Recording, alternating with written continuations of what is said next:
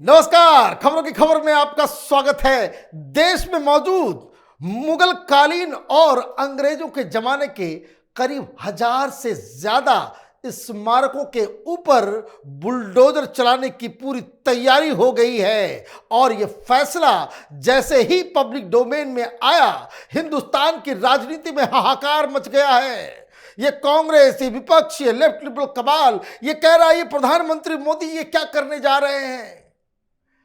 ये कह रहे हैं कि टारगेट किया जा रहा है कुछ समुदाय को। बहुत तमाशा इस देश में हो चुका। लेकिन जिस हिसाब से प्रधानमंत्री मोदी ने एक कमेटी का गठन करके, एक पैनल का गठन करके रिपोर्ट मंगवाई है, उस रिपोर्ट ने कहा है कि देश में जितने भी मॉन्यूमेंट्स ऑफ नेशनल इंपॉर्टेंस हैं उसमें 1/3 के आसपास वो नेशनल इंपॉर्टेंस के ही नहीं है। कहीं कोई मजार है, कोई मकबरा है, कोई स्टैचू है, कहीं कोई कैनन है, पता नहीं क्या क्या चीजों को कांग्रेसियों ने मॉन्यूमेंट ऑफ नेशनल इंपॉर्टेंस घोषित कर दिया और उसके ऊपर हर साल देश के 428 करोड़ रुपए का खर्च लग रहा है उसको मेंटेन करने पे।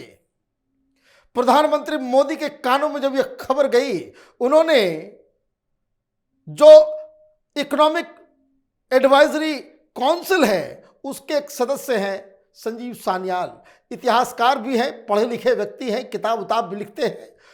उनके नेतृत्व में एक पैनल का गठन किया और उन्होंने कहा कि जरा पता करो कि इन कांग्रेसियों ने हिंदुस्तान के पैसे को हर साल किस चीजों पे लुटाया है।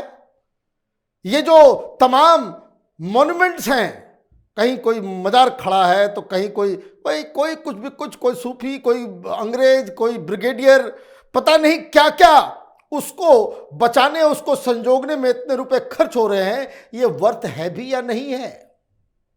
उसकी रिपोर्ट आई है और उस रिपोर्ट में जो कहा गया है उसे सुनेंगे तो आपको समझ में आ जाएगा कि प्रधानमंत्री मोदी की तैयारी क्या है। रिपोर्ट में क्या कहा गया? The existing list of MNI monuments of national importance has not been reviewed since independence and has become unwieldy due to the inclusion of minor colonial structures or monuments that are not of national significance.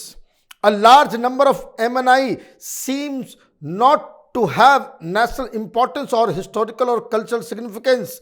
Our analysis estimates that around a quarter of the current list of 3695 NMI may not have national importance per se.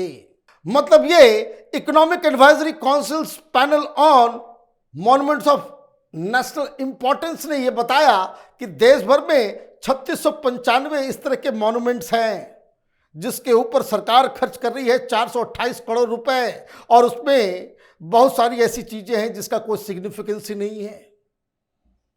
और इसलिए उन्होंने जो recommendation दिया है कि इन सबको खत्म कर देना चाहिए, जमीन भी आ जाएगी। और तो और उन लोगों को इस बात की मिर्ची लग रही है कि कहीं उनके ही दलीलों को फिर से मोदी सरकार उनके ही चेहरे पे ना थोप दे। जब प्रभु श्री राम जन्मभूमि का विवाद चल रहा था, ये कांग्रेसी, ये लेफ्ट लिबरल कबाल के लोग कहते थे कि मंदिर से क्या करोगे, वहां कोई मस्जिद, वहां पे कोई हॉस्पिटल बना दो, स्कूल बना दो, हॉस्टल बना दो जिससे समाज का कल्याण हो।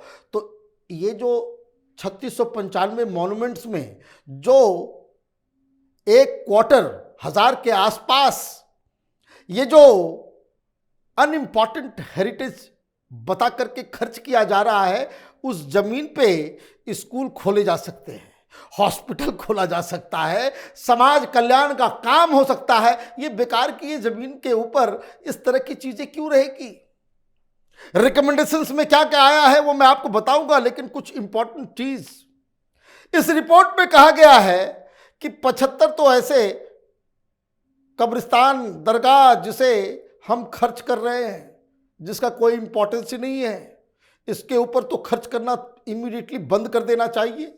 एक बहुत ही इंटरेस्टिंग बात बताई गई इस रिपोर्ट में।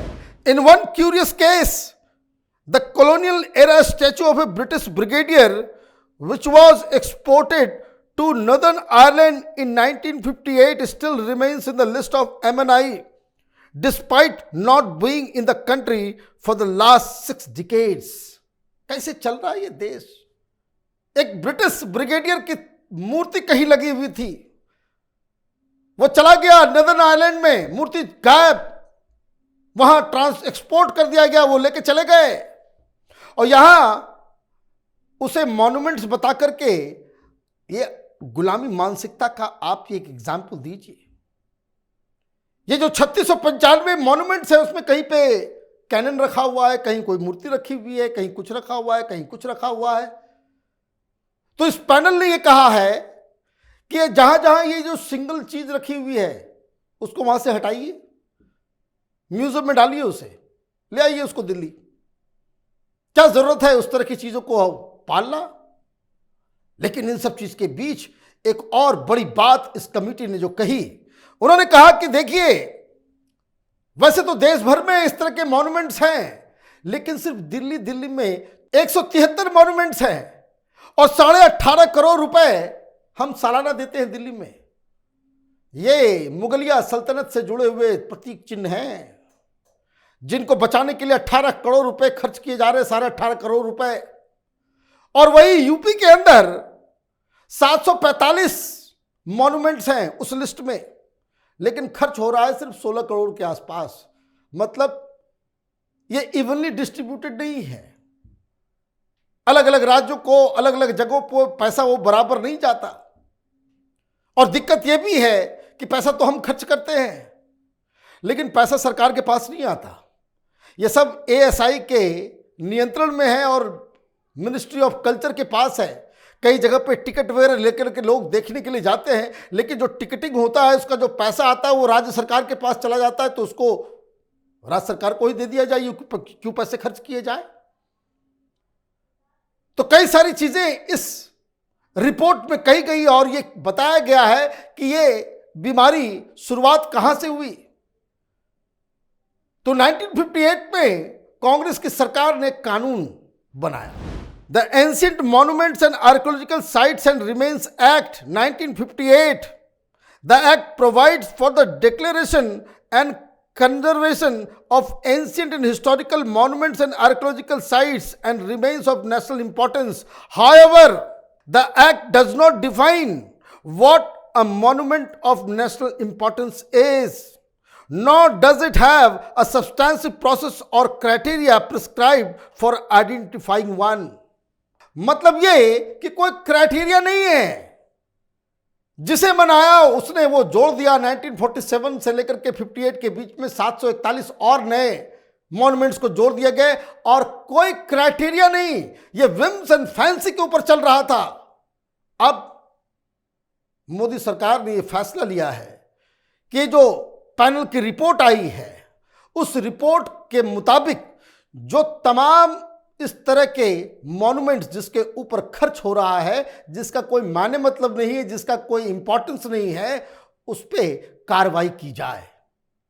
जमीन वापस सरकार के पास, जो आर्टिफैक्ट्स वहां पे रखे हुए हैं उसको म्यूजियम में, कहीं बुलडोजर चलाना हो बुलडोजर चलेगा, जहां उसको साफ सुथरा करना हो वो साफ सुथरा। उन्हीं चीजों को अब सरकार एएसआई के जरिए उसको प्रिजर्व करेगी, मेंटेन करेगी, जो राष्ट्रीय चीजों के लिए इंपॉर्टेंट है। ये नहीं कि कोई अंग्रेज का ब्रिगेडियर, उसके मूर्ति लगी हुई है तो लगे पड़े हुए पैसा खर्च करने में। उस वक्त गुलामी मानसिकता, ये जो प्रधानमंत्री मोदी ने पिछली बार लाल किले के प्राचीर से 5 प्रण के बारे में कहा था, और ये कहा था दूसरा सबसे इंपॉर्टेंट पॉइंट कि जहां कहीं भी गुलामी की निशानी नजर आए उससे हमें खत्म करना पड़ेगा। उसी की ये शुरुआत है। ये जो विदेश से आए हुए रूलर्स, इंडिया गेट के चारों तरफ जिनके नाम से सड़कें बनी हुई हैं, अगला स्टेप वही है। शाहजहां रोड तो औरंगजेब रोड तो अकबर रोड, ये कौन है जिनका हिंदुस्तान से कोई लेना देना नहीं, उनके ऊपर हम लोग शहरों के नाम, सड़कों के नाम, और वो भी दिल्ली जैसे शहर में इंपॉर्टेंट जगहों पे हम उनकी महिमा मंडन कर रहे हैं। प्रधानमंत्री मोदी के लिए, संजीव सान्याल के लिए ये जो कॉलोनियल हिस्ट्री है हमारी, वो सिर्फ अंग्रेजों के जमाने की नहीं है। ये सरकार इस बात को मानती है कि जो हमारा कॉलोनियल पास्ट है वो 1000 साल का है। मुगल हों या फिर वो वेस्ट एशिया से आए हुए तमाम लुटेरे जिनकी हुकूमत हिंदुस्तान में चली, वो सब के सब हमारे कॉलोनियल पास्ट का हिस्सा है। और जैसे ये खबर आई, बवाल मचना चालू हो गया। ये तमाम वामपंथी और ये तमाम कांग्रेसी वो आके वो बयान दे रहे हैं, सोशल मीडिया पे बयान दिया जा रहा है कि इसके पीछे आरएसएस का हिडन एजेंडा है। बीबीसी को कहो डॉक्यूमेंट्री बनाए। जब तक वो डॉक्यूमेंट्री बन के तैयार होगा, ये तमाम जो एमएनआई हैं, मॉन्यूमेंट्स ऑफ नेशनल इंपॉर्टेंस, जिसकी राष्ट्रीय गरिमा, राष्ट्रीयता और नेशनल इंपॉर्टेंस की जो चीज़ें होंगी वो बचेंगी, और जो बेकार की फालतू की चीज़ें थी उसके ऊपर मोदी का बुलडोजर तब तक चल जाएगा। आप देखते रहिए कैपिटल टीवी। हमारे वीडियोस को लाइक कीजिए, शेयर कीजिए और हमारे चैनल को सब्सक्राइब कीजिए। धन्यवाद।